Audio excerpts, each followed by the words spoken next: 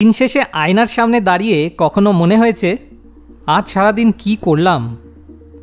জীবনটা কি তোমার কন্ট্রোলে আছে, নাকি কোনো গেমের এনপিসির মতো একই স্ক্রিপ্ট প্রতিদিন ফলো করে যাচ্ছ?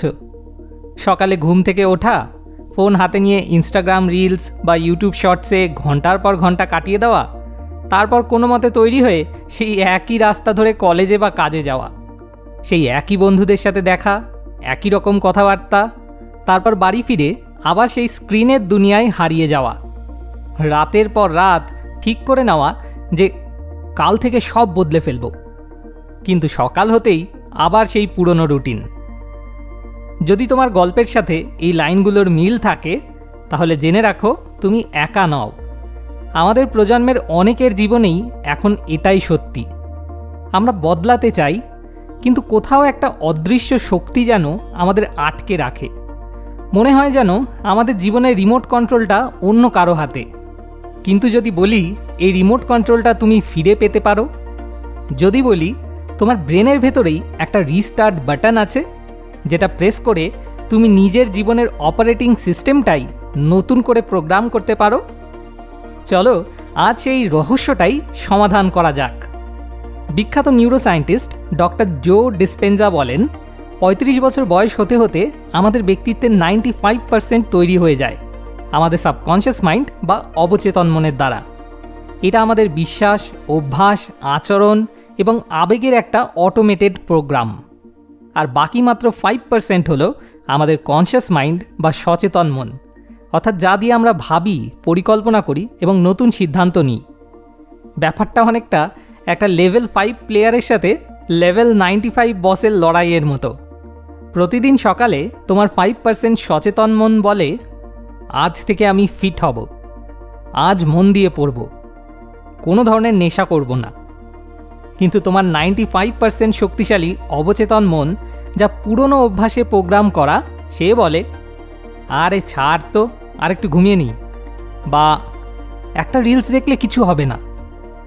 ফলাফল, প্রতিদিন এই অসম লড়াইয়ের কারণে তুমি হেরে যাও। ভাবতে পারো, আজকের কিং কোহলি একসময় জাঙ্ক ফুড আর খারাপ অভ্যাসের জালে এতটাই জড়িয়েছিলেন যে তার ক্যারিয়ার প্রায় শেষ হতে বসেছিল। 2012 সালের পর তিনি শুধু একজন সাধারণ ক্রিকেটার ছিলেন, যার জীবন অটো পাইলট মোডে চলছিল। কিন্তু তারপর তিনি নিজের ব্রেনের রিস্টার্ট বাটন খুঁজে পান। কিভাবে? যখন শত্রু তোমার চেয়ে অনেক বেশি শক্তিশালী, তখন তার সাথে লড়াই করাটা বোকামি। বুদ্ধিমানের কাজ হলো তার সাথে বন্ধুত্ব করা এবং তাকে নিজের পক্ষে নিয়ে আসা। এখানে তোমার শত্রু হলো তোমার পুরনো প্রোগ্রামিং, আর বন্ধু বানাতে হবে তোমার সেই শক্তিশালী 95% অবচেতন মনকে। তাকে এমনভাবে রিপ্রোগ্রাম করতে হবে যাতে সে তোমার শত্রু না হয়ে তোমার সবচেয়ে বড় শক্তি হয়ে ওঠে। যে কোনো কম্পিউটার প্রোগ্রাম বদলাতে হলে তার সোর্স কোড বদলাতে হয়। আমাদের মাইন্ডের সোর্স কোড বদলানোর জন্যেও কয়েকটা স্টেপ ফলো করতে হবে। স্টেপ নাম্বার 1, বিশ্বাস বা বিলিফের সফটওয়্যার আপডেট করো। ছোটবেলা থেকে আমরা যা শুনে বড় হই, সেটাই আমাদের বিশ্বাস হয়ে দাঁড়ায়। আমার দ্বারা কিচ্ছু হবে না, টাকা আয় করা খুব কঠিন, আমি পড়াশোনায় একদম ভালো না। এই কথাগুলো শুনতে শুনতে আমাদের ব্রেন এটাকে সত্যি বলে মেনে নেয় এবং আমাদের জীবনটাও ঠিক তেমনই হয়ে যায়। একটা মিথ্যেকে বারবার বললে যেমন সেটা সত্যি মনে হয়, আমাদের ব্রেনও এই মিথ্যে বিশ্বাসগুলোকে সত্যি বানিয়ে ফেলে। তাই প্রথম কাজ হলো এই পুরনো নেগেটিভ কন্ডিশনিংকে চ্যালেঞ্জ করা। তোমাকে নিজের জন্য নতুন পজিটিভ কথা বা বিশ্বাস তৈরি করতে হবে। যেমন, আমি যে কোনো কিছু শিখতে পারি, আমি পরিশ্রমী, আমি আত্মবিশ্বাসী। শুরুতে তোমার মন হয়তো এটা মানতে চাইবে না, কিন্তু তোমাকে এমন বিশ্বাস বাঁচতে হবে যা তোমার কাছে 100% সম্ভব বলে মনে হয়। বিরাট কোহলি ঠিক এটাই করেছিলেন। তিনি নিজেকে বিশ্বাস করিয়েছিলেন যে তিনি শুধু একজন সাধারণ ক্রিকেটার নন, তিনি বিশ্বের সেরা হওয়ার ক্ষমতা রাখেন। স্টেপ নাম্বার 2, অনুভূতি বা ফিলিংসকে কানেক্ট করো। শুধু মাথায় চিন্তা করলে বা বিশ্বাস করলেই হবে না, আসল কাজটা তো শরীরকে করতে হবে। তোমার ব্রেনের ভাষা হলো চিন্তা বা থটস, আর তোমার শরীরের ভাষা হলো অনুভূতি বা ফিলিংস। ব্যাপারটা এভাবে ভাবো, তোমার ব্রেন একটা ইমেল পাঠালো, মানে থট আর কি, কিন্তু তোমার শরীর যদি সেই ইমেলটা খোলেই না, অর্থাৎ সেই থটটার সাথে কোনো ফিলিংসই জেনারেট না হয়, তাহলে কি কোনো কাজ হবে? হবে না। তুমি যখন কোনো লক্ষ্য ঠিক করবে, তখন সেটা পাওয়ার অনুভূতিটা কেমন হবে তা মন থেকে অনুভব করতে হবে। যদি তুমি ফিট হতে চাও, তাহলে ফিট হওয়ার পর তোমার নিজেকে কতটা আত্মবিশ্বাসী এবং শক্তিশালী মনে হবে, সেই অনুভূতিটা আজকের দিনেই নিজের ভেতর জাগিয়ে তোলো। বিরাট কোহলি যখন আয়নার সামনে দাঁড়িয়ে নিজের খারাপ ফিটনেস দেখে বিরক্ত হয়েছিলেন, তখন সেই তীব্র অনুভূতিটাই তাকে বদলাতে বাধ্য করেছিল। তোমার ভেতর সেই খিদে বা তীব্র অনুভূতিটাই হলো আসল চালিকা শক্তি। স্টেপ নাম্বার 3, সেলফ টকের পাওয়ারকে কাজে লাগাও। তুমি সারাদিন নিজের সাথে মনে মনে কি কথা বলো, সেদিকে খেয়াল করেছো কখনো? আমার মুড ভালো নেই, আমাকে দেখতে ভালো লাগে না, আমার দ্বারা এটা হবে না। এই কথাগুলো হলো নেগেটিভ সেলফ টক।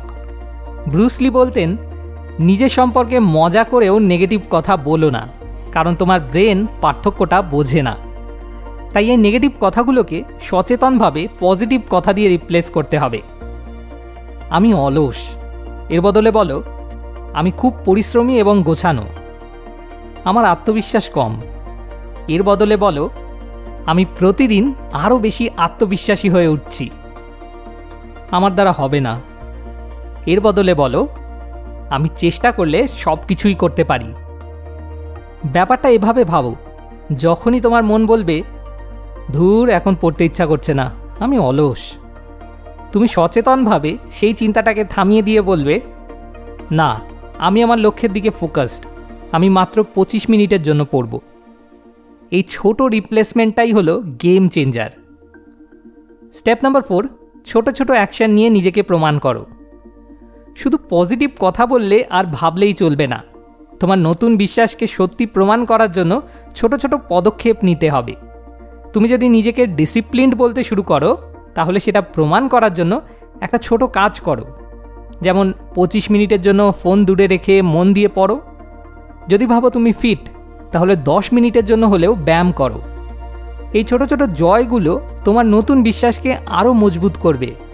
তোমার ব্রেন সিগন্যাল পাবে যে তুমি যা বলছো তা সত্যি। বিরাট কোহলি যখন কয়েক মাস তার নতুন ডায়েট আর ফিটনেস রুটিন মেনে চললেন, তখন তিনি মাঠে তার ফল দেখতে পেলেন। ফলে তিনি আরও ফোকাসড এবং ডিসিপ্লিনড হয়ে উঠলেন। এই সাফল্যটা তাকে আরও বেশি প্রেরণা জুগিয়েছিল। তাহলে তোমার জীবনের রিমোট তোমার হাতে নেওয়ার স্টেপগুলো কি কি? নাম্বার 1, বিশ্বাস বা বিলিফ সিস্টেম বদলাও। নিজের পুরনো নেগেটিভ বিশ্বাসকে নতুন পজিটিভ বিশ্বাস দিয়ে আপডেট করো। নাম্বার 2, অনুভূতিকে কানেক্ট করো। নতুন বিশ্বাসের সাথে গভীর অনুভূতি যোগ করো, যাতে তোমার ব্রেনও সেটা সত্যি বলে মনে করে। নাম্বার 3, পজিটিভ সেলফ টক ব্যবহার করো। নিজের সাথে বলা নেগেটিভ কথাগুলোকে সচেতনভাবে পজিটিভ কথা দিয়ে রিপ্লেস করো। নাম্বার 4, ছোট ছোট অ্যাকশন নাও। নতুন বিশ্বাসকে সত্যি প্রমাণ করার জন্য প্রতিদিন ছোট ছোট পদক্ষেপ নাও। এই পদ্ধতিগুলো কোনো ম্যাজিক না, এটা তোমার ব্রেনের সায়েন্স। প্রথম 7 দিন, 10 দিন বা 21 দিন চেষ্টা করে দেখো। তোমার জীবনের কন্ট্রোল তোমার হাতেই আছে, শুধু সঠিক বাটনগুলো প্রেস করতে জানতে হবে।